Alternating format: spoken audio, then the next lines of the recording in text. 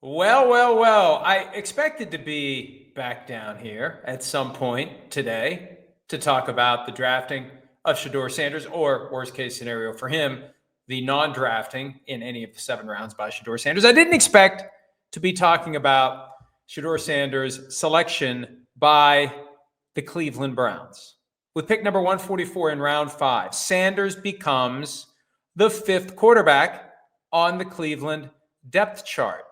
It would have made a lot more sense if they hadn't taken Dillon Gabriel in round 3. It would have made a lot more sense if they hadn't traded for Kenny Pickett back in March. It would have made more sense if they hadn't just signed Joe Flacco a couple of weeks ago. 5 guys now: Watson, Pickett, Flacco, Gabriel, and Sanders. And I'm giving the Browns the benefit of the doubt here. I'm assuming they have a strategy. After all, they have a chief strategy officer. And nothing says we've got a strategy like having a guy on the payroll whose title is chief strategy officer. I'm not sure what the strategy is, but let's look at it one player at a time. Deshaun Watson has the torn Achilles tendon that was retorn away from the team, but even though it looked like maybe they were going to try to do something about that, claw back some money, they didn't. They paid him. He's gotten the bulk of his pay for this year, but he's not going to play this year. He'll start the season on the PUP list. He'll stay on the PUP list most likely for all of the season. That leaves 4: Pickett, Flacco, Gabriel, Sanders.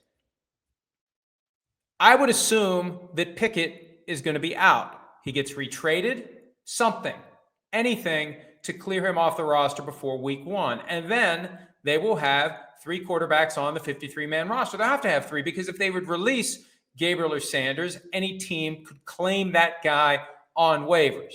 So you got to carry 3 at all times. They'll keep Pickett as long as they can. Maybe they'll trade him sooner than later and find a camp arm. They're going to have 4 guys in training camp and throughout the offseason program. Let's just assume it will be Pickett. But at some point before week 1, Pickett, I believe, will be gone.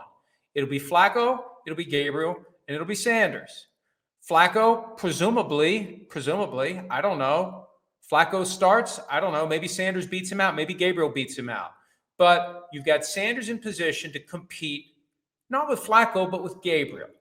Between the 2, Gabriel and Sanders, one of them earns the job beyond 2025. And remember, big cap charges are still looming for both the Watson contract and the Myles Garrett contract. And yes, they're going to be in line to get some insurance money that would also bring cap relief. They still have a ton of cap money that's being tied up in the Deshaun Watson contract. So if you can have a quarterback on a rookie contract, that makes it easier to have the money available to put the team around him.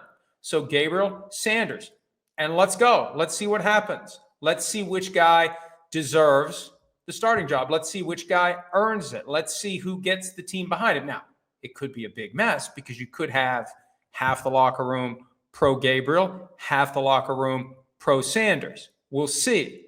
But it does make sense because of the 4 guys they already had. There wasn't a clear-cut long-term answer. Gabriel is a flyer. He's a guy who could have a huge upside if he can play at the NFL level, despite the fact that he's not the traditional size of a quarterback. They may end up with somebody who ends up being spectacular. They decided it was worth it when they picked him late in round 3. And it might be as simple as a team that is very committed to the analytics of football, and we know the Browns are. You get to this point in the draft, it's a guy that teams had a much higher grade on.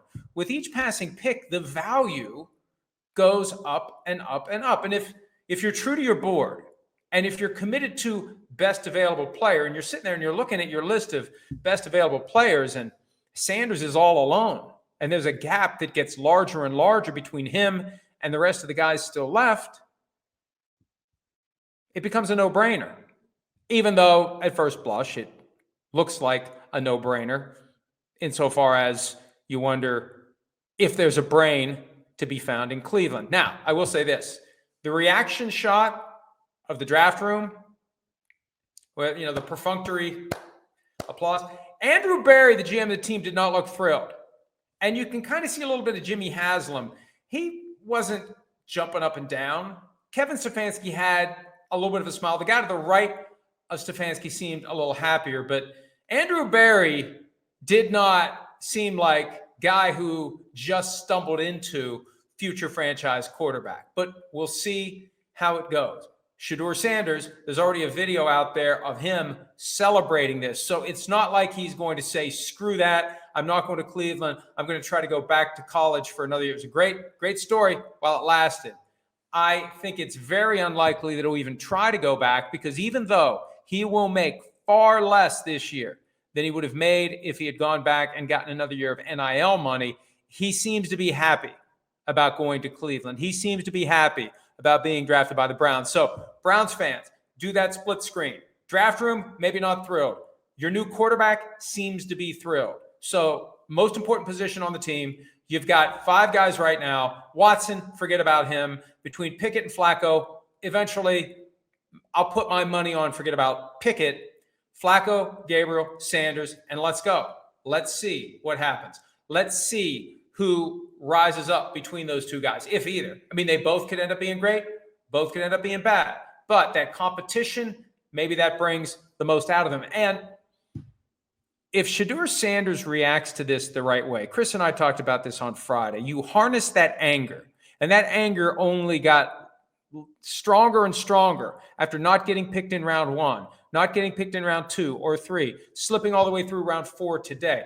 You can point that in the right direction, and you can learn lessons from it, and you can become committed doing everything you can to be the best possible player you can be. The same kind of drive that carried Tom Brady for his entire career. He never forgot about that. He went 199, but for Sanders, 144 feels like the same kind of slap in the face, because nobody thought Brady was going to be one of the top few picks or a first-round pick. He slipped all the way to the bottom of round 6, but that wasn't something that people looked at and said, well, that's a shock.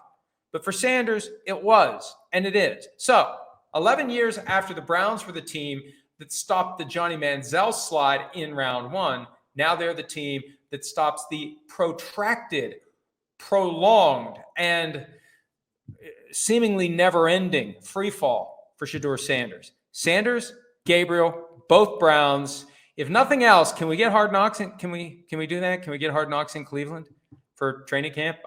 I'm very interested in the Browns now, because I want to see how this plays out at the quarterback position, and whether at the end of the day, the Browns end up being a better team that they were in 2024. Hi, it's Mike Florio. Thanks for watching PFT on YouTube. Hit subscribe for the latest news and analysis from Pro Football Talk.